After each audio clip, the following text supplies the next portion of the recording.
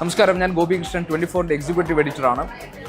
നമ്മൾ ലോകത്തെല്ലായിടത്തും ഭാവിയെക്കുറിച്ചിട്ടുള്ള ആലോചനകളും ആശങ്കകളും ആകാംക്ഷകളും നിറഞ്ഞുള്ള അന്വേഷണങ്ങളും ചിന്തകളും ഒക്കെ പങ്കുവയ്ക്കുന്ന ഒരു കാലഘട്ടത്തിലാണ് ജെയിൻ യൂണിവേഴ്സിറ്റി എന്തായിരിക്കും ഭാവി എങ്ങനെയാണ് സംഭവിക്കാൻ പോകുന്നത്, എന്തൊക്കെ സാധ്യതകളാണ് ഭാവി നമുക്ക് മുന്നിൽ തുറന്നിടുന്നത് എന്നതിനെ സംബന്ധിച്ച് ഒരു ഉച്ചകോടി നടത്തിയിരിക്കുന്നത്, സമ്മിറ്റ് ഓഫ് ഫ്യൂച്ചർ.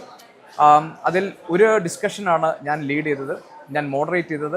അത് കേരളത്തിൽ എന്തൊക്കെ തരത്തിലുള്ള മാറ്റങ്ങൾ കൊണ്ടുവരണം, ഏതൊക്കെ തരത്തിലുള്ള പുതുമകളാണ് കേരളത്തിൽ കൊണ്ടുവരേണ്ടത് എന്നതിനെ കുറിച്ചായിരുന്നു.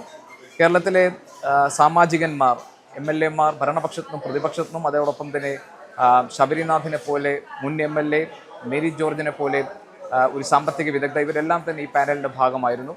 കേരളം ഇന്ന് നേരിടുന്ന വളരെ പ്രധാനപ്പെട്ട പ്രതിസന്ധികളെക്കുറിച്ച്, അതിൽ എങ്ങനെയൊക്കെയാണ് മാറ്റങ്ങൾ കൊണ്ടുവരേണ്ടത് എന്നതിനെക്കുറിച്ചായിരുന്നു ഈ ഡിസ്കഷൻ മുന്നോട്ട് പോയത്. ഈ ഡിസ്കഷൻ വളരെ ഫ്രൂട്ട്ഫുൾ ആയിരുന്നു, വളരെ തോട്ട് പ്രൊവോക്കിംഗ് ആയിരുന്നു.